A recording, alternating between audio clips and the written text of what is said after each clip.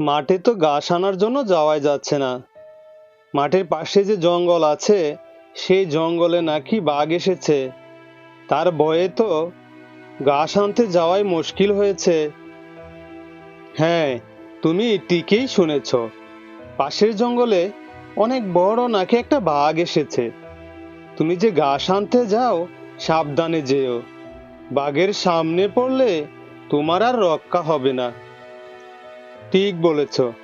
বাঘের সামনে পড়লে এখন পর্যন্ত কেউ রক্ষা পায়নি। আমি পাবো কোথায় থেকে? কিন্তু ওই মাঠের পাশে যে জঙ্গল আছে, সে জঙ্গলে বাঘ আছে। ওই মাঠ ছাড়া তো আর ভালো ঘাস কোথাও পাওয়া যায় না। তুমি অন্য একটা মাঠ খুঁজে বের করো, যে মাঠটাতে নিরাপদ থাকবে। আমরা সবাই মিলে গিয়ে ঘাস খেতে পারবো। ঠিক আছে, তাহলে আমি যাই, গিয়ে দেখি কোনো মাঠের সন্ধান পাই কিনা। তারপর গাবু চলে যায় মাঠের সন্ধানে। সে একটি জঙ্গলের ভিতর দিয়ে হাঁটছে। হাঁটতে হাঁটতে সে একটি শিয়াল তার সামনে পড়ল।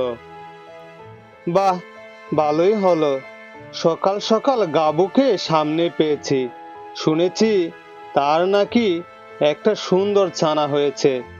গাবুকে বোকা বানিয়ে ছানাটা আমার খেতে হবে। কি শিয়াল পণ্ডিত, তুমি এখানে দাঁড়িয়ে দাঁড়িয়ে কি ভাবছো আর চিন্তা করছো? না না গাবু ভাই, আমি তো কোনো কিছু চিন্তা করছি না। সকাল সকাল তুমি কোথায় যাচ্ছ? আর বলো না শিয়াল পণ্ডিত, আমি তো খুব চিন্তায় পড়ে গেলাম। আমার বাড়ির পাশে যে মাঠ আছে, সে মাঠে খুবই ভালো ঘাস আছে। কিন্তু মাঠের পাশে যে জঙ্গল আছে, সেই জঙ্গলে নাকি নতুন বাঘ এসেছে। তার ভয়ে তো এই মাঠে ঘাস খাওয়ার জন্য যাওয়াও যাচ্ছে না। তাই বের হয়েছি কোনো নতুন মাঠের সন্ধান পাই কিনা। এই তো সুযোগ, এই সুযোগেই ওই গাবুর বাচ্চাকে আমার খেতে হবে। আরে গাবু ভাই, যে পণ্ডিত শিয়াল তোমার পাশে আছে, তোমার আবার কিসের চিন্তা? আমার কাছে নতুন মাঠের সন্ধান আছে। তাই নাকি শিয়াল ভাই? তোমার কাছে নতুন মাঠের সন্ধান আছে? তুমি যদি জানো, তাহলে আমাকে মাঠের সন্ধানটা দাও, তাহলে আমার খুব উপকার হবে। অবশ্যই গাবু ভাই, তোমাকে আমি উপকার করব। উপকার করব দেখেই তো তোমাকে দেখে দাঁড়িয়েছি। যে বনে পণ্ডিত শিয়াল আছে, সে বনের আশেপাশে যারা বসবাস করে, তাদের কোনো চিন্তা নেই। এই জন্যই তো তোমাকে পণ্ডিত শিয়াল বলা হয়। এখন এত কথা না বলে চলো, তোমার যে সন্ধানে মাঠ আছে, সেই মাঠে যাই। আরে, এত বাড়ি মুশকিলে পড়ে গেলাম। আমার সন্ধানে তো কোনো মাঠেই নেই। সে যে এখন যাইতে চাইছে, আমি তাকে কোথায় নিয়ে যাব? না, একটা বুদ্ধি বের করতে হবে। গাব্বু ভাই, আমার যে আজকে একটু তাড়া আছে, এখন আমি যেতে পারবো না। তুমি আজকে যাও, সন্ধ্যায় গিয়ে তোমার বাসায় নতুন মাঠের সন্ধানটা দিয়ে আসবো। ঠিক আছে পণ্ডিত শিয়াল, তুমি তাহলে যাও। আমি একটু সামনে গিয়ে দেখে আসি কোনো নতুন মাঠের সন্ধান পাই কিনা। তারপর এখান থেকে গাবি আর পণ্ডিত শিয়াল তারা দুজনেই চলে যায়। গাবু ভাইকে যে বললাম সন্ধ্যায় তার বাড়িতে গিয়ে নতুন মাঠের সন্ধান দিয়ে আসব, কিন্তু আর তখন যদি আমি তার ছানা খেতে চাই, সে যদি কোনোভাবে বুঝতে পারে, তাহলে তো আমার আর রক্ষা নেই। পেট পাছে পাড়া দিলে আমার দমটা একদম বের হয়ে যাবে। না, আমার একা যাওয়া গাবুর বাড়িতে ঠিক হবে না। আমার মিলতে হবে বাঘ মামার সাথে। কিন্তু বাঘ মামা যে খুবই খারাপ লোক। দুজনে মিলে শিকার করি, আর সে একাই শিকার খেতে চায়, আমাকে দিতেই চায় না। তারপরেও বাঘ মামার সাথে আমার মিলতেই হবে। যেভাবেই হোক, গাবুর বাচ্চা আমি খাবই। তারপর শিয়াল চলল বাঘের কাছে। শিয়াল গিয়ে দেখলো বাঘ একটি গাছের নিচে ঘুমোচ্ছে। ও বাঘ মামা, তুমি দেখছি নাক ডেকে ঘুমাচ্ছ। বাঘ মামা, ও বাঘ মামা, দেখো কে এসেছে। আরে ভাইগনা যে, কিন্তু তুই এরকম ষাঁড়ের মতো চিল্লাচ্ছিস কেন? তুই আস্তে আস্তে ডাক দিতে পারতি। তা তুমি ঠিক বলো নাই মামা, ষাঁড়ের মতো চিল্লায়েও তোমার ঘুম ভাঙাতে পারি নাই। আর তুমি কি না বলছো আস্তে আস্তে ডাক দিলেই তোমার ঘুম ভেঙে যাবে। হয়েছে হয়েছে, কি বলবি সেটা বল, কিসের জন্য এসেছিস? মামা, তোমার জন্য একটা সুখবর আছে। কি সুখবর? জলদি করে বলে ফেল। মামা, তুমি কি জানো আমাদের জঙ্গলের পাশে এক গরু দম্পতি বসবাস করে, তাদের একটা ছোট্ট কচি ছানাও আছে। তাই নাকি ভাগনা? তুই তো একটা ভালো খবর দিয়েছিস।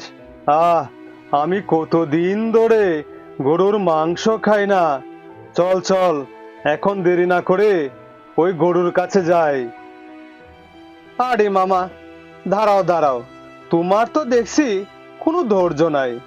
এখন না, আমি গাবুকে বলেছি সন্ধ্যার সময় যাব।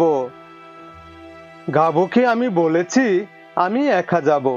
তোমার বয়েতে সে মাঠে ঘাস নিতে আসে না। আর যদি শুনে তুমি যাবে আমার সাথে, তাহলে সে ওইখান থেকে পালাবে। ঠিক আছে বাগনে, কিন্তু দেখিস তুই যদি কোনো মিথ্যা কথা বলে আমাকে নিয়ে যাস, তাহলে কিন্তু আমি তোকে ছাড়বো না। দৌড় মামা, আমি হচ্ছি তোমার পণ্ডিত শিয়াল ভাগ্নে। তুমি আমার উপরে ভরসা রাখো। আমি মামার কাছে মিথ্যা কথা বলবো সেটা তুমি ভাবলে কি করে? জানি জানি ভাগ্নে, তুই আমার সাথে প্রতারণা করতেই পারিস না, এমনিতেই বললাম। ঠিক আছে ভাগ্নে, তুই যা। তুই সন্ধ্যা হলে আমার কাছে চলে আসবি, দুজন একসাথে যাব। আচ্ছা মামা, আমি সন্ধ্যায় তোমার কাছে আসব। ঠিক আছে, তাহলে আমি গেলাম। তারপর শিয়াল আর বাঘ এখান থেকে চলে যায়। তারা এসব কথা বলার সময় একটা টুনি পাখি গাছে ডালে বসে তাদের সব কথাই শুনতে পায়। এত দেখছি পণ্ডিত শিয়াল খুবই পাজি। বাঘকে সাথে করে নিয়ে ওই গাবু ভাই আর তার সন্তানকে খাবে। এই খবরটা তো গাবু ভাইকে আমার এখনই গিয়ে দিতে হবে। তারপর টুনি পাখি চলল গাবুর কাছে।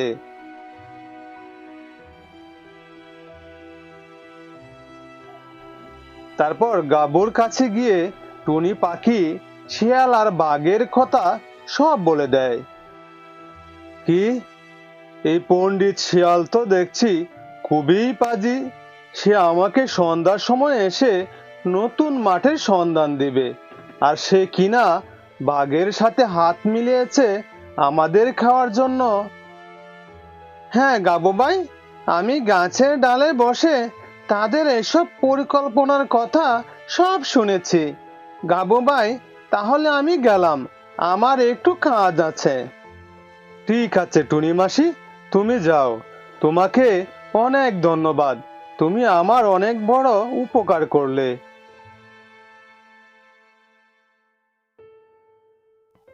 শুনো, আমাদের এইখান থেকে এখনই পালাতে হবে, আর না হয়তো বাঘ আর শিয়াল আমাদের ছিঁড়ে ছিঁড়ে খাবে। হ্যাঁ, তুমি ঠিক কথা বলেছ। চলো আমরা এখনই এখান থেকে চলে যাই। তারপর এখান থেকে তারা অনেক দূরে চলে যায়, যেখানে বাঘ আর শিয়ালের ভয় নেই। আর এদিকে শিয়াল আর বাঘ আসছে গাবু আর গাবুর ছানাকে খাওয়ার জন্য। কি রে বাঘনে, কখন থেকে হাঁটছি, রাস্তা তো শেষই হচ্ছে না। আর কত দূর যেতে হবে? মামা, এই তো চলে আসছি, আর একটু সামনে গেলেই গাবুদের বাড়ি। শিয়াল আর বাঘ গাবুর বাড়ি গেল। গিয়ে দেখলো গাবু নেই, শুধু একটা ছোট্ট ঘর পড়ে আছে। কিরে পণ্ডিত শিয়াল, এখানে তো কোনো গরুই দেখতে পাচ্ছি না। এখানে তো ছিল মামা, কিন্তু এখন যে দেখতে পাচ্ছি না। ওরে পাজি শিয়াল, তুই আমাকে এখানে মিথ্যা কথা বলে নিয়ে এসেছিস। এখন আর তো রক্ষা নেই। এই কাম সেরেছে। মামা তো খুব রেগে গেছে। এখন তো আমার আর রক্ষা নেই। কি করার, এইখান থেকে জলদি পালাই।